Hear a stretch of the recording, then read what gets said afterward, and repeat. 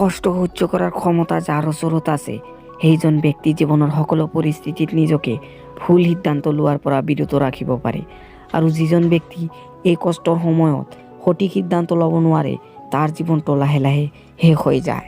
সেইকাৰণে সকলো সিদ্ধান্ত লোৱাৰ সময়ত সঠিক সিদ্ধান্তটো ল'ব লাগে, কাৰণ আপোনাৰ এটা ভুল সিদ্ধান্তই আপোনাৰ জীৱনটো শেষ কৰি দিব পাৰে।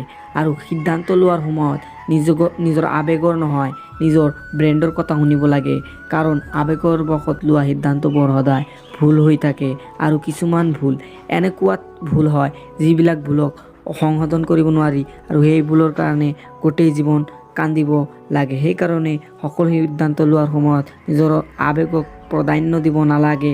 সিদ্ধান্তবোৰ নিজৰ ব্ৰেইনৰ দ্বাৰা ভাবি ল'ব লাগে যাতে সিদ্ধান্তবোৰ ভুল নহয়।